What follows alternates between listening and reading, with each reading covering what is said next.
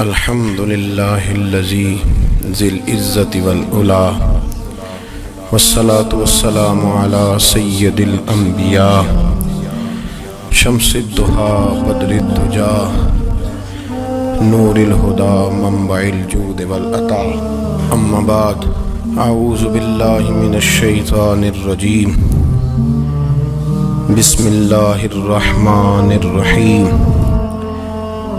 قل للمؤمنین یغضوا من ابصارهم صدق اللہ العظیم وصدق رسولہ النبی الکریم ونحن علی ذلک لمن الشاہدین والشاکرین والحمد للہ رب العالمین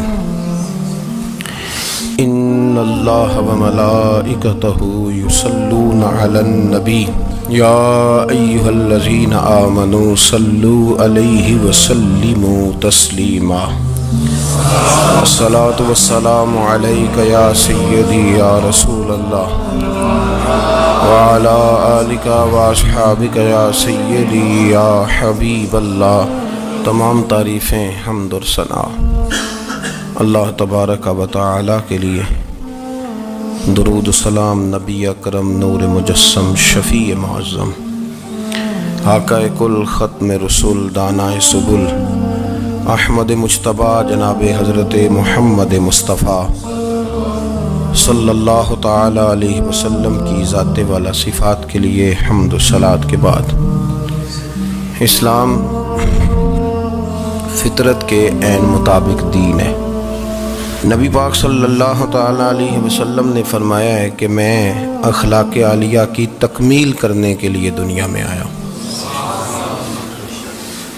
جتنے اخلاق ہو سکتے تھے، جتنی خوبصورتیاں ہو سکتی تھیں، جتنی اللہ کو محبوب تھیں، وہ ساری میرے نبی کریم نے بیان فرمائی، ساری رسول کریم صلی اللہ تعالی علیہ وسلم نے بیان کر دی ہیں، جتنی خوبصورتیاں ہو سکتی تھیں۔ کچھ لوگ ایسے ہوتے ہیں جو بیچارے بائی نیچر ہی کچھ پریشانیوں کا شکار ہوتے ہیں، اور قرآن مجید نے جو ارشاد فرمایا نا کہ کچھ لوگ نفس کی خواہش کو اپنا خدا بنا لیتے ہیں، تو وہ بلا وجہ بھی بہت ساری باتیں کرتے ہیں جن کا کوئی وجود نہیں ہوتا۔ عورت کو حقوق دلانے کے لیے بہت سارے لوگ بہت ساری غلط باتیں کرتے ہیں۔ جو لوگ یہاں سے کسی کو لے جاتے تھے نا دبئی، دھوکہ دے کے اور لے جاتے تھے یورپ میں، عرب ممالک میں دھوکہ دے کے لے جاتے تھے، تو وہ بھی کوئی خواب ہی تو دکھاتے تھے کہ اتنے لاکھ تنخواہ ہوگی، اتنا کچھ ہوگا۔ وہاں جا کے پتہ چلتا تھا کہ جیب سے بھی دینے پڑیں گے کچھ۔ بہت سارے لوگ ایسے ہوتے ہیں، وہ سارے خوبصورتی کے نام پر ہی دھوکہ دیتے ہیں۔ آپ کو پتہ ہے کہ جو آدمی کسی کو لالچ دیتا ہے تو کسی کو لوٹنے کے لیے اسے لالچ دینا بڑا ضروری ہوتا ہے۔ لوگ پہلے لالچ دیتے ہیں پھر لوٹتے ہیں، پہلے مکمل لالچ دیتے ہیں، یہ چیز مل جائے گی، یہ چیز مل جائے گی۔ لوگ مکمل لالچ دیتے ہیں، اس کے بعد پھر لوٹتے ہیں۔ اور اگر لالچ نہ دیں تو کوئی آدمی قابو آئے گا؟ لوگ لوٹتے ہیں لالچ دے کر۔ اچھا، اب وہ جو جس کو لالچ دیا جا رہا ہوتا ہے وہ کہہ رہا ہوتا ہے کہ نہیں نہیں تمہیں نہیں پتا، وہ اس وقت ماننے کو تیار نہیں ہوتا۔ وہ کہتا ہے اتنی خوبصورت باتیں کر رہا ہے، اتنی اچھے پیغام دے رہا ہے، تم میرے دشمن ہو، تم مجھے منع کر رہے ہو۔ ہوش تب آتی ہے کہ جب سب کچھ لٹ جاتا ہے۔ عورت کو ویسے بھی قابو کرنا بڑا آسان ہوتا ہے۔ اعلیٰ حضرت بریلوی رحمۃ اللہ علیہ فرماتے ہیں بیٹیاں نازک شیشیاں ہوتی ہیں، ان کو تو ذرا سی چوٹ لگے تو ٹوٹ جاتی ہیں۔ دیکھیں کتنا بڑا جملہ کہا بریلی کے امام، نازک شیشیاں ہیں۔ ذرا کوئی آدمی گمراہ کرتا ہے، ذرا خراب کرتا ہے۔ اب دیکھیں نا، یہ جو بچیوں کو بچے مس گائیڈ کرتے ہیں، انہیں بڑے بڑے خواب دکھاتے ہیں، وہ بیچاری ماں باپ کو چھوڑ کے، بہن بھائی کو چھوڑ کے اس کے ساتھ شادی کرتی ہے، پھر جو اس کا بعد میں اشر ہوتا ہے، آپ ادلیاں نو سردار پہن تکے تے شرما والیاں نو جھوٹے ڈولیاں دے۔ پھر وہ بیچاری ماں باپ رکھتے نہیں، وہ ظلم کرتا ہے تو کتنی بڑی تکلیف میں وہ بچی آ جاتی۔ नाजुक शीशी होती है ना तो टूट जाती है। यही हाल अब जदीद ख़वातीन और ये जो कुछ एंकर पर्सन हैं, ये असल में ना ये आपको सियासत सिखाते हैं, लेकिन ये मादर पिदर आज़ाद लोग हैं, बिल्कुल आज़ाद। ये तो उलमा शोर ना करें, बात ना करें, गुफ्तगू ना करें, मशाइख बात ना करें, और ये जो कुछ संजीदा और दीनी तबका है ये कुछ शोर ना करे, ये तो रोडों पे नंगे होके आ जाए माज़अल्लाह। खौफनाक नज़रिया रखते हैं ये लोग। औरत को कहते हैं तेरे हुकूक हम तुझे लेके देंगे। मसलन वो कौन सा हक है जो तुमने लेके देना है? मेरे नबी करीम सल्लल्लाहु अलैहि वसल्लम इसको बेटी भी बनाया है, इसको बहन भी बनाया है, इसको माँ भी बनाया है, इसे बीवी का आलीशान रुतबा भी अता फरमाया है। और चूँकि बेटी का भी हक बड़ा बयान किया जाता है, बहन का भी, माँ का भी, और बीवी के मामले में लोग समझते हैं कि ज़्यादा बात नहीं करनी चाहिए, शायद मसला ख़राब हो जाए। हालांकि नबी पाक सल्लल्लाहु ताला अलैहि वसल्लम ने बीवी के बारे में पता क्या फरमाया? फरमाया जब तुम निकाह कर लेते हो तो अपना ईमान महफूज कर लेते हो। अब मैं इसकी शरह नहीं करता, आप खुद कर लीजिएगा कि वो एक ऐसी शख्सियत होती है कि जिसकी मौजूदगी में आपका ईमान महफूज है। अब मैं नहीं समझता कि इससे बड़ी बात कोई और हो सकती है, जिसकी मौजूदगी में आपका ईमान। और भाई ये हदीस पाक अर्ज कर रहा हूँ, निकाह जब कोई कर ले तो उसने अपना ईमान मुकम्मल कर लिया। इसका माना ये हुआ कि आपका ईमान महफूज है उसकी मौजूदगी में। तो इससे ज़्यादा भी, यानी ईमान सबसे कीमती चीज़ है ना, तो उसके महफूज होने की वजह हुजूर ने निकाह बयान कर दी। अब मेरा ख्याल है बीवी अगर कोई इससे बड़ा हुकूक मांगेगी तो बेवकूफ़ी करेगी।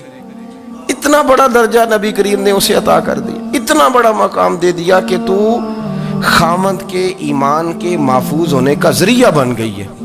औरत को जो हुकूक रसूल करीम सल्लल्लाहु ताला अलैहि वसल्लम ने अता फरमाए, नबी पाक ने जो हुकूक दिए, देखे ना, हज़रत अब्दुल्ला इब्न उमर रज़ी अल्लाह ताला अन्हु की अहलिया बीमार थी, तो जल्दी जल्दी से वो आए। तो जब बहुत जल्दी हो, सफ़र बड़ा शदीद था, तो आपने जल्दी से नमाज अदा की, जल्दी से चले। आपके खादिम कहने लगे हुजूर खैरियत है? फरमाया मेरी बीवी बीमार है। तो उसने अर्ज़ की हुजूर आपकी अहलिया बीमार है, तो आपने नमाज भी जल्दी से पढ़ी, सफ़र भी जल्दी जल्दी किया। तो फरमाने लगे ये वो चीज़ें हैं जो हमें मदीने वाले रसूल ने सिखाई। आप इस कैफियत को समझें कि हुजूर सल्लल्लाहु अलैहि वसल्लम ने दर्स दिया। और फिर एक और बहुत बड़ी बात, ये फजीलत किसी और को नहीं दी। जो औरत को हुजूर ने फजीलत दी, ये फजीलत किसी और को नहीं दी। कभी हुजूर ने फरमाया कि तुम्हारा अब्बा तुम्हारे साथ बहुत सख्त रवैया करे तो तुमने उसको उस सख्ती पर दाद देनी है। फरमाया चलो अगर वो ज्यादती भी करे तो तुमने उसके साथ सलूक अच्छा ही करना है। लेकिन आप एक बात को समझे ना कि बच्चे के बारे में, बेटे के बारे में, बेटी के बारे में फरमाया 10 साल के होके नमाज ना पढ़े तो सख्ती करो,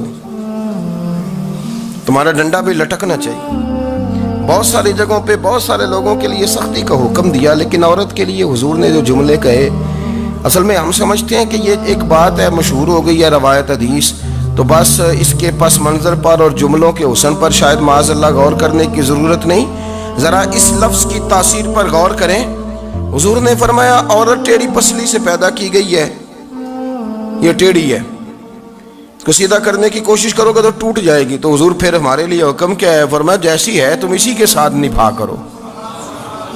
आप समझें कि इतना महफूज हुजूर ने दर्जा दे दिया बीबी को, इतना महफूज कि फरमाया गलती भी हो तो मेरे गुलामों तुम इसके साथ निभा करो, गुजारा कर लो। को क्या और हक चाहिए औरत को, जिसको इसकी गलतियों समेत नबी पाक ने कबूल करने का हुक्म दे दिया कि इसकी कमजोरियों समेत कबूल कर लो। अब इसको और क्या, कोई कमजोरियों समेत कबूल करता है? कभी आप दुकान पे बैठे हो तो आप कहें भी इसमें ये भी गलती, मेरे माल में ये भी कमजोरी है, ये भी कमजोरी है, ये भी कमजोरी है, तो कर ले कबूल। करता है कोई? कोई शख्स ऐसा हो जो किसी चीज की कमजोरियां बयान करके कहे इसे कबूल करो? पर रसूल करीम सल्लल्लाहु ताला अलैहि वसल्लम ने ना हमें सबक दिया, हुजूर ने हमें दरस दिया, नबी पाक ने हमें पैगाम दिया। फरमाया ये टेढ़ी है, सीधी करने की कोशिश करोगे तो बेचारी टूट जाएगी, तो इसके साथ निभा कर जाओ। आप मेरी बात को समझिएगा।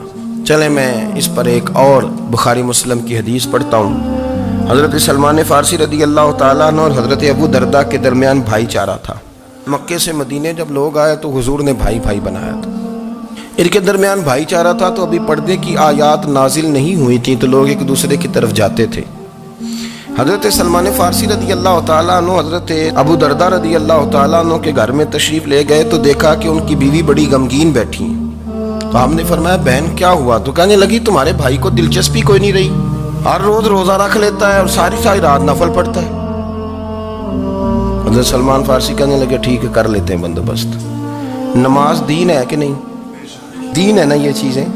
لیکن حضرت سلمان فارسی جناب ابو دردہ سے کہنے لگے آج میں نے تیرے گھر میں رہنا رات کو, کیونکہ وہ تو ساری رات نماز پڑھتے تھے, نفل پڑھتے تھے. انہوں نے کہا ٹھیک ہے. ایک بستر لا کے بچھا دیا حضرت سلمان فارسی کے لیے. سلمان فارسی فرمانے لگے دوسرا بھی لا.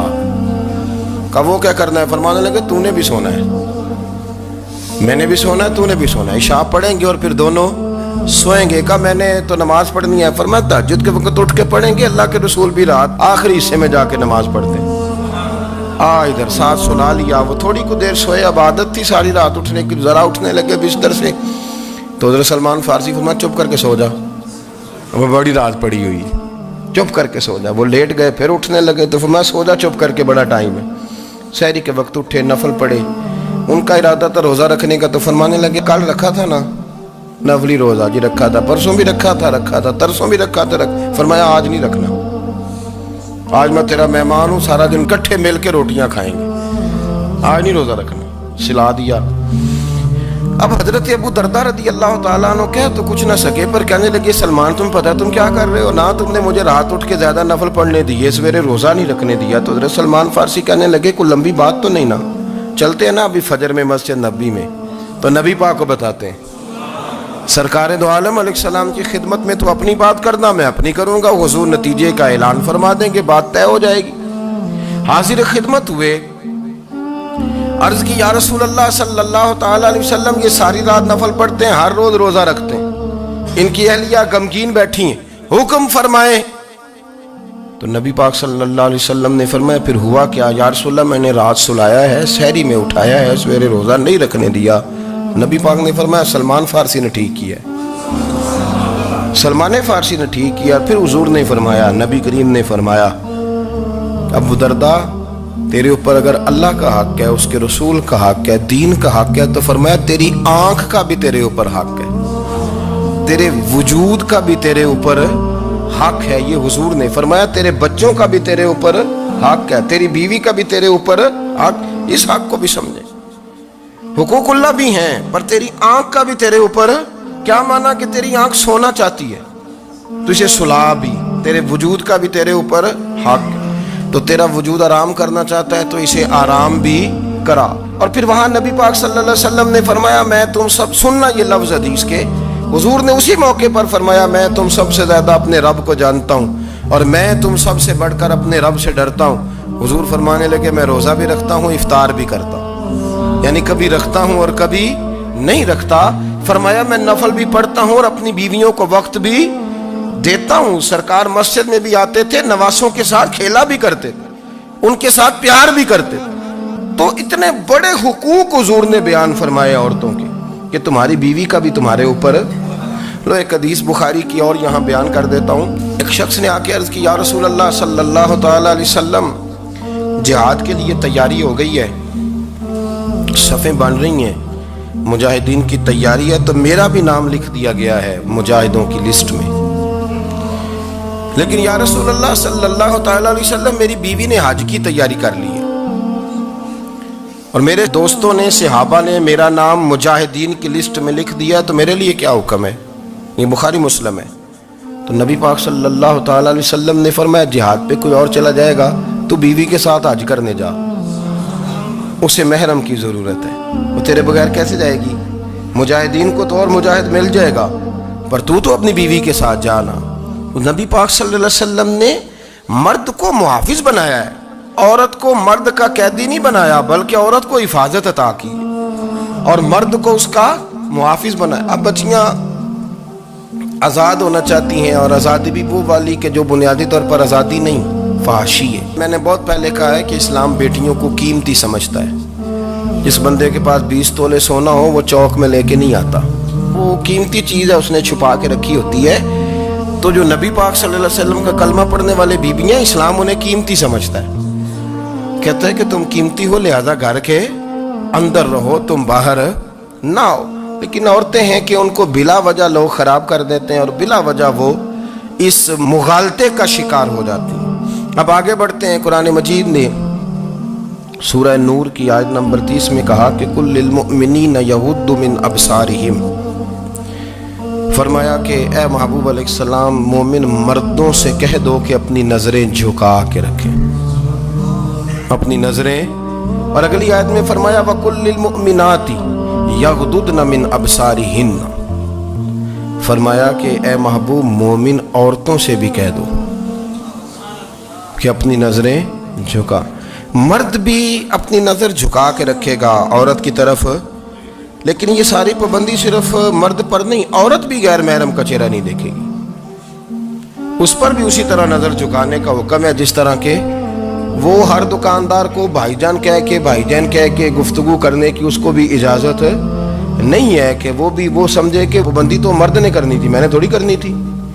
वो जिसके पास जाए, जहाँ भी जाए, डॉक्टर के पास जाए, बाहर जाए, तो वो जिस तरह मर्जी उसका दिल चाहे वो बातचीत करे, इसकी औरत को भी इजाज़त इस्लाम नहीं देता। बुनियादी तौर पे इस्लाम शर्म व हया का दीन है, हया की बात करता है। हया की जब हम तारीफ़ करते हैं तो हया की तारीफ़ ये है कि कोई कभी चीज़ देख के ना तो आपकी तबीयत में कराहत महसूस हो, आप कोई गलत जुमला मुंह से निकालते हुए ज़रा झिझकें, आप कोई गलत बात करते हुए थोड़ा बोझ महसूस करें।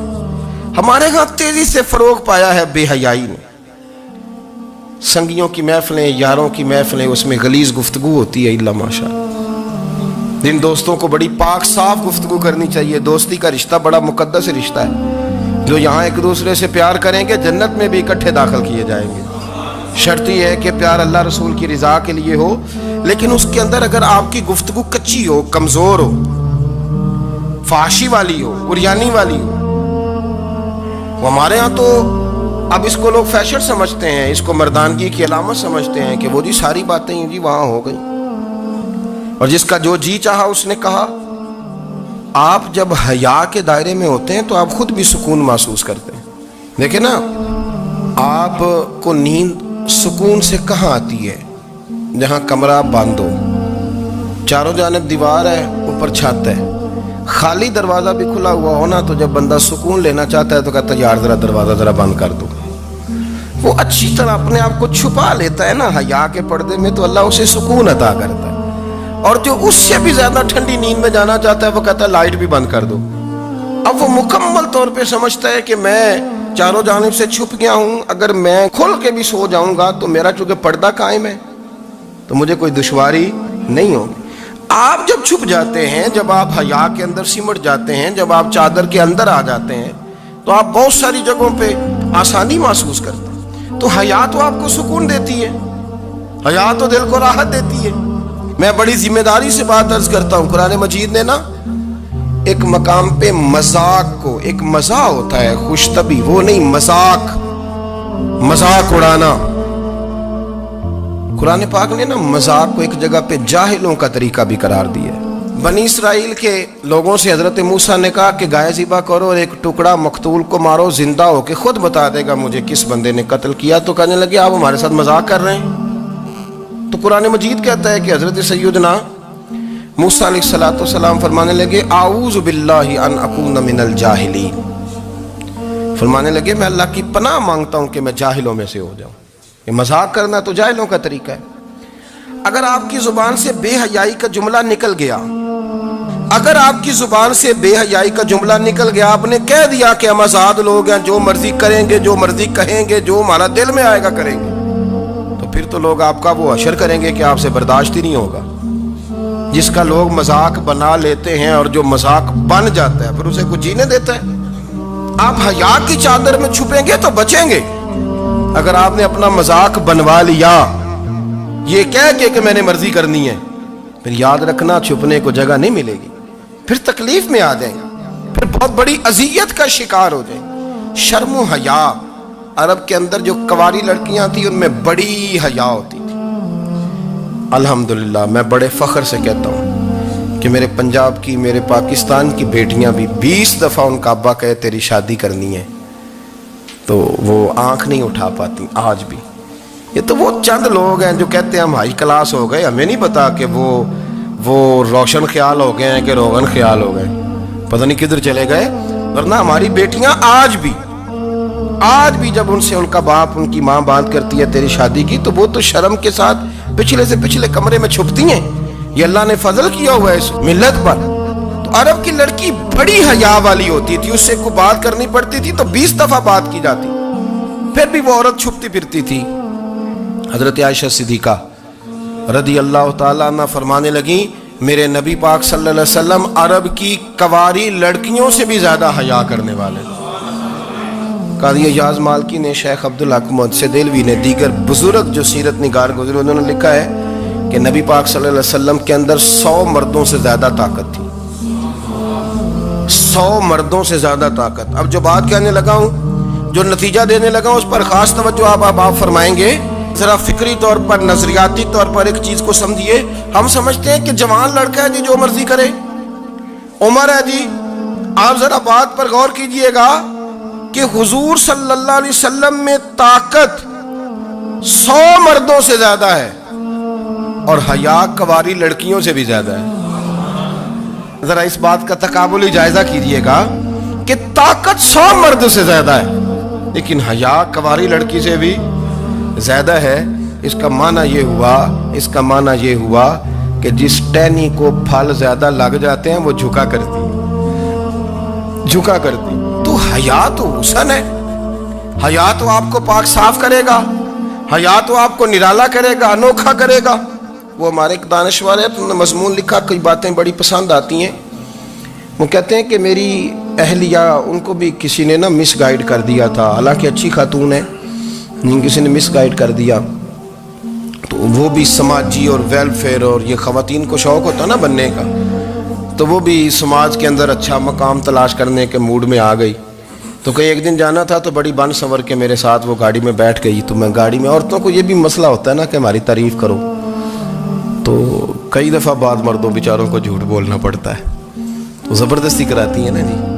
तो उसमें गुंजाइश भी दी है शरीयत ने गुंजाइश दी है कि कभी बीवी को राज़ी करने के लिए खिलाफ वाक़या बात करनी पड़े तो कर लेनी चाहिए। तो वो कराती भी हैं। 3 मौके पर खिलाफ वाक़या बात करने की इजाज़त है। वाक़े के खिलाफ भी आप बात कर सकते हैं। जंग के मौके पर 2 लोगों को सुलह कराने के लिए और बीवी को राज़ी करने के लिए कर लें कोई ऐसी बात, बेशक अपनी तबीयत पे जबर करके कर ले, गुंजाइश है, इजाज़त है।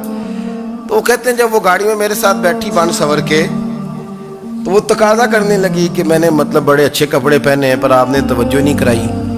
तो सियाना बंदा था, वो चाह रहा था कि मेरी खातून समझ जाए। वो कहते हैं मुझे पता था कि बेचारी मिस गाइड हो गई है, दिल की बड़ी अच्छी है, सियानी है, लेकिन इसको ना कुछ खवातीन ने, कुछ लोगों ने मिल के इसको ज़हन गलत कर दिया है कि समाज में निकलो, बाहर जाओ, काम करो, फलां करो, अपनी मर्जी से जियो। तो मेरे साथ गाड़ी में बैठी कहीं जाने के लिए, तो मुझसे कहने लगी कि आप ने मेरी तरफ तवज्जो ही नहीं की, आपने कोई जिक्र ही नहीं किया कि मैं कैसी लग रही हूँ। तो वो कहते हैं मैंने उसे कहा कि अगर तू नाराज़ ना हो तो फिर मैं सही वाली तारीफ़ कर दूँ। तो उसने कहा कि आप कर दें। तो कहते हैं मैंने दर्द से और खुलूस से अपनी बीवी से कहा, खुलूस के साथ मैंने कहा मैं तो रोज़ घर होता हूँ, रोज़ शाम को घर होता हूँ, अगर तू मेरे लिए तैयार होती तो मैं तेरी तारीफ़ करता, लेकिन आज तो तू बाहर जाने के लिए तैयार हुई, तो फिर उनसे तारीफ की उम्मीद रख जिनके लिए तूने तैयारी की है।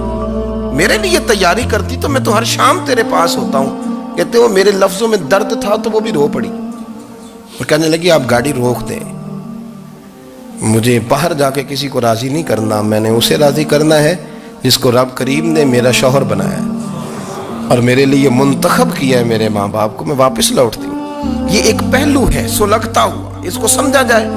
रसूल करीम सल्लल्लाहु अलैहि वसल्लम अरब की कवारी लड़कियों से ज्यादा हया वाले थे। कवारी लड़कियों से ज्यादा हुजूर हया फरमाया करते थे। जब खाना काबा की मक्का शरीफ में तामीर हो रही थी ना, अहले अरब उसको तामीर कर रहे थे, तो नबी पाक सल्लल्लाहु अलैहि वसल्लम अपने चचा हजरत अब्बास के साथ خانہ کعبہ کی تعریف میں مصروف تھے. تو عرب کے لوگ چونکہ لمبا کرتا پہنتے تھے پیروں تک، تو نیچے اگر کسی وقت کوئی چیز نہیں بھی ہوتی تھی تو کسی کو وہ نظر نہیں آتی تھی، چونکہ پردہ رہتا تھا، لمبا کرتا پہنا ہوا ہوتا تھا. تو جب بچے، سرکار کی عمر مبارک بھی ابھی تھوڑی تھی، تو اس طرح بچے جب نکلتے تو وہ کئی دفعہ اپنی تہمت اتار دیتے نیچے سے، اور کوئی مزدوری کرنے لگتے تو 3-4 طے کر کے نا تہمت کی کندھے پہ رکھ لیتے. جس طرح کبھی دیہاتوں میں لوگ کپڑا سر پہ رکھتے تھے کہ اوپر اگر کوئی وزنی چیز رکھیں گے تو وہ تکلیف نہیں دے گی. نبی پاک صلی اللہ علیہ وسلم بھی سب لوگوں کے ساتھ خانہ کعبہ کی تعمیر میں شامل تھے. تو حضرت عباس رضی اللہ تعالیٰ عنہ نے کہا حضور سے، ابھی اللہ نے نبوت بھی نہیں فرمایا تھا، بھتیجے آپ بھی تہمت اتاریے، یہ صحیح مسلم میں حدیث موجود، اور اس کو کندھے پہ رکھ لیجیے، آپ اینٹیں اٹھا کے لا رہے ہیں تو ذرا آپ کو تکلیف نہیں ہوگی.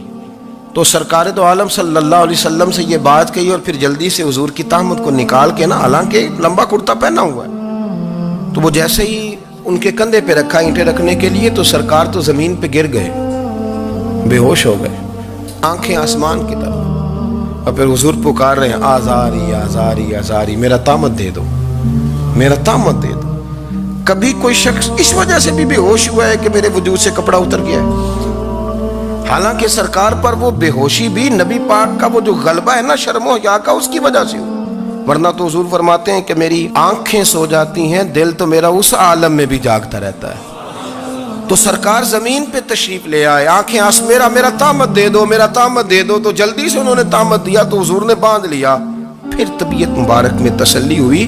یعنی ہم اس رسول کے غلام ہیں کہ جن کے تو وجود سے کپڑا اتر جائے تو حضور برداشت نہیں کرتے، قبول نہیں فرماتے، تکلیف شروع ہو جاتی. لیکن یہاں نوجوان ہیں اور بڑا قد کاٹ ہے اور بڑے بڑے سمجھدار لوگ ہیں، گرمی آتی ہیں تو شارٹ کپڑے پہن کے گھومتے ہیں. ان کو خیال نہیں کہ یہ وہ والا لباس ہے جو باہر تو کیا گھر میں اماں کے سامنے نہیں پہننا چاہیے، بہنوں اور بیٹیوں کے سامنے نہیں پہننا چاہیے. آپ کی گفتگو میں شرم و حیا ہو، آپ کے لب و لہجے کے اندر حسن ہو. آپ کو پتہ ہے نبی پاک صلی اللہ علیہ وسلم نے فرمایا میری امت میں سب سے زیادہ حیا کرنے والے عثمان غنی ہیں. عثمان غنی سب سے زیادہ حیا کرنے والے. آپ فرمایا کرتے تھے جب سے حضور کا چہرہ دیکھا ہے میں نے کبھی اپنی شرمگاہ بھی نہیں دیکھی، میں نے آنکھوں کا وضو نہیں توڑا، اور جب سے حضور کے دست مبارک میں نے بیعت کے لیے سیدھا ہاتھ بڑھایا تو پھر سیدھا ہاتھ میں نے کبھی گندگی کو نہیں لگایا. حیات. آپ باتھ روم کے اندر بھی غسل فرماتے تھے تو کپڑوں سمیت کرتے تھے. کسی نے کہا حضرت جی واش روم کے اندر کیوں نہیں کپڑے اتارتے؟ آپ فرمانے لگے باہر بندوں سے حیا کرتا ہوں، اندر جاتا ہوں تو رب سے حیا نہیں شروع ہو جاتی، وہ تو دیکھ رہا ہے نا. تو میں جو بات آپ کی خدمت میں عرض کرنا چاہتا ہوں اس کو آپ سمجھیے گا میرے عزیز، کہ شرم والا مزاج، گفتگو بھی شرم والی، آنکھیں بھی شرم والی، لباس بھی شرم والا، دوستی یاری بھی شرم والی، بہت ساری ایسی باتیں. دیکھیں نا آپ ذرا، میں نے کہا کہ باتوں کو سن کے گزر نہ جایا کریں، اس کی گہرائی پر غور کریں. حضور علم کا سمندر ہے، سرکار سے زیادہ علم دنیا میں کسی کے پاس موجود نہیں ہے، اور صحابہ کو موقع ملا ہوا ہے اس سمندر سے فیض لینے کا. لیکن ان کی حالت یہ ہے کہ حضرت علی المرتضیٰ فرماتے ہیں 14 دن گزر جاتے، حضور سے کوئی سوال پوچھنا ہوتا تھا پر میں شرم کے بارے نہیں پوچھ پاتا تھا. 14 دن بخاری شریف میں موجود ہے. ایک دن نبی پاک صلی اللہ علیہ وسلم نے پوچھا صحابہ سے کہ وہ کون سا درخت ہے جس کے پتے نہیں گرتے، اور وہ درخت اس طرح ہے جس طرح مومن ہوتا ہے، وہ درخت میرے مومن کی طرح بتاؤ. حضرت عبداللہ ابن عمر فرماتے مجھے پتا تھا کہ وہ کھجور کا درخت ہے، لیکن چونکہ ابو بکر صدیق بھی بیٹھے ہیں، عمر فاروق بھی بیٹھے ہیں، مولا علی بھی بیٹھے ہیں، عثمان غنی بھی بیٹھے ہیں، اتنے جید لوگ بیٹھے ہیں، تو مجھے حیا آتی تھی کہ میں کیوں جواب دوں. کہتے سرکار نے کئی دفعہ پوچھا، لوگوں نے کئی اور درخت بتائے، پر فرمایا تمہارا جواب درست نہیں ہے. آپ حیا کے اس پہلو پر غور کریں کہ سوال کا جواب آتا ہے، سوال کا جواب، یعنی مجھے سوال کا جواب آتا اور پھر میں دوں نہ، مجھے بدعزمی نہ ہو جائے گی. یہ کیسے ممکن ہے کہ میری رات گزر جائے، مجھے پتا بھی تھا اور میں نے بتایا نہیں. بہت سارے لوگ آ کے بہت ساری باتیں بتاتے ہیں، بہت ساری باتیں وہ سمجھاتے ہیں، تو ہم غور سے ان کا چہرہ دیکھنے لگ جاتے ہیں، کہتے ہیں یار اس کا تو دعویٰ تھا کہ میں سمجھنے آتا ہوں، تو یہ تو ہمیں سمجھا رہا ہے، چلو الحمدللہ ہم سمجھنے کو تیار ہیں. لیکن میرے عزیز पता भी है जवाब का, इल्म भी है, लेकिन फरमाते हैं मेरी हया ने मुझे इजाजत न दी कि मैं जवाब दूं।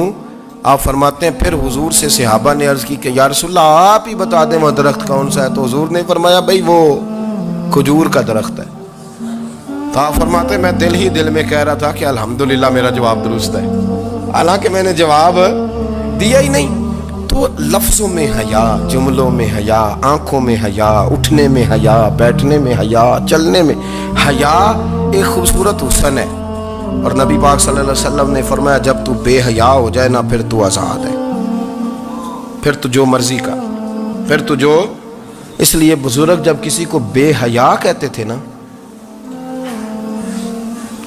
अल्लाह अकबर, और जब किसी को कहते थे ना ये बेहया है तो लोग समझते थे कि हल्की सी बात कर दी है, लेकिन उनका मानना ये होता था कि बस भाई अब इसके साथ कोई कलाम करने की ज़रूरत है, इसको अब इस्लाह की ज़रूरत नहीं, ये बेहया है। क्या माना कि अब ये जो इसके दिल में आएगा वो करेगा, जो इसकी तबीयत चाहेगी वो करेगा, अब ये किसी पहलू भी काबू आने को तैयार बेहया हो गया। बेहयाई बहुत बड़ा ऐब है।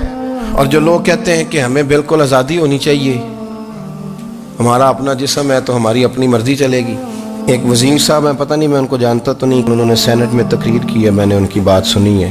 उसने कहा नहीं नहीं भाई, जिस्म रब का है तो मर्जी भी तो रब करीम की चलेगी, और मर्जी भी ये मर्जी भी अल्लाह की। ये मुझे थोड़ा सा मसला है जिस्म पर, कभी कभी मुझे कसरत सफ़र से एलर्जी हो जाती है। मेरे साथ लोग ना दिल से प्यार करते हैं, शायद ही कोई अच्छा डॉक्टर हो जिस तक मेरे संगी मुझे लेके ना गए हो, पर जिस्म अल्लाह का है ना, मर्जी भी जब वो चाहेगा सेहत देगा।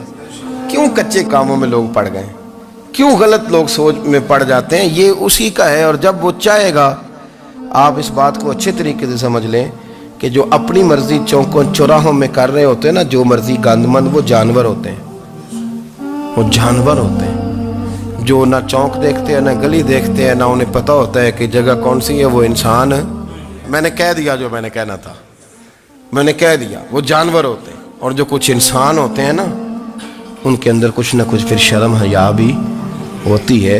वो चौकों चौराहों में वो हरकतें और वो काम नहीं करते जो जानवर करते हैं। उनके लिए बड़े पर्दे होते हैं, उनके लिए बड़ी बातें होती है, उनके लिए बड़ा कुछ होता है। जो बिल्कुल आज़ाद हो जाए, कोई पता ना हो किस वक़्त क्या कहना है, क्या करना है, तो फिर वो दायरा इंसानियत से खारिज हो जाता है।